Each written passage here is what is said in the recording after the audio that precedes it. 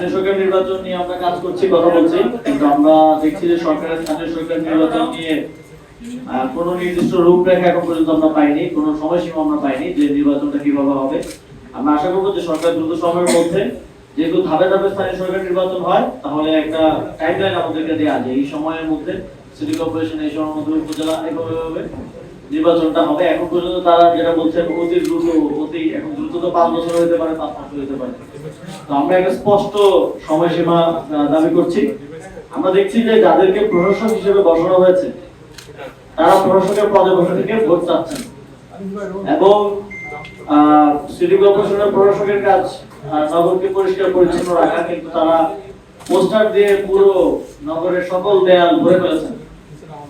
তো বিএনপি তো গণতন্ত্রের কথা বলে বলে বিগত 18 বছর 17 বছর রাজনীতি করতে আমরা দেখেছি, কিন্তু ক্ষমতায় বসেই গণতন্ত্রের গলারিকে হত্যা করছেন। আমরা এর আগেও নির্বাচনের নিরপেক্ষতার স্বার্থে আমরা দাবি জানিয়েছি যে প্রশাসক যারা নিয়োজিত হয়েছেন তারা সেই সিটে বসে, প্রশাসকের চেয়ারে বসে নির্বাচন করতে পারবেন না। তারা যদি নির্বাচন অংশগ্রহণ করেন তাহলে এটা নির্বাচনটা একদম স্টার্টিং থেকেই বিতর্কিত এবং একপাক্ষিক, এবং নির্বাচনে কোনো ধরনের লেভেল প্লেইং ফিল্ড থাকবে না।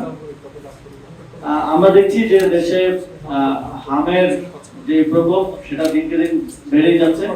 আমাদেরকে আমরা মনে করছি যে খুব দ্রুত সময়ের মধ্যে এটাকে এক ধরনের জাতীয় সংকট হিসেবে চিহ্নিত করে এই সংকট মোকাবেলায় আমাদের সরকার বিরোধী দল মিলে সবাইকে এগিয়ে আসতে হবে, এবং এই সময়ে কার দোষ বেশি কার দোষ কম এই কথা না বলে আমাদের একসাথে এই সংকট মোকাবেলায় এগিয়ে আসতে হবে। এবং আমাদের আরেকটা জিনিস, এই হামের প্রকোপ বৃদ্ধির পিছনে কাদের অবহেলা, কাদের অনিয়ম জড়িত আছে সেটাও সুষ্ঠুভাবে তদন্তের মাধ্যমে বের করে আনা প্রয়োজন। আমরা দেখছি যে দেশে আইন শৃঙ্খলার পরিস্থিতির অবনতি হচ্ছে। আমরা বিগত অন্তর্বর্তী সরকারের সময় বারবার শুনেছি যে নির্বাচিত সরকার আসলে সব সমস্যার সমাধান হয়ে যাবে, আইন শৃঙ্খলা পরিস্থিতি অনেক উন্নত হবে। আমরা বর্তমান সরকার আসার পর স্বরাষ্ট্রমন্ত্রী থেকে বারবার শুনি যে কোনো মত চলবে না, আইন শৃঙ্খলা পরিস্থিতি খুব ভালো আছে, কিন্তু মাঠের পরিস্থিতি ভিন্ন। জনগণের নিরাপত্তা এক ধরনের সংখ্যা তৈরি হয়েছে, এবং আমরা বিভিন্ন ধরনের আইন শৃঙ্খলার পরিস্থিতি যে ব্যাহত হচ্ছে সেটা বিভিন্ন ইনস্ট্যান্স আমরা সারা দেশে দেখতে পাচ্ছি। আমরা দেখছি যে ইদানিং সীমান্ত হত্যা আবার হঠাৎ করে বেড়ে যাচ্ছে। এটা একটা কনসার্নের বিষয়।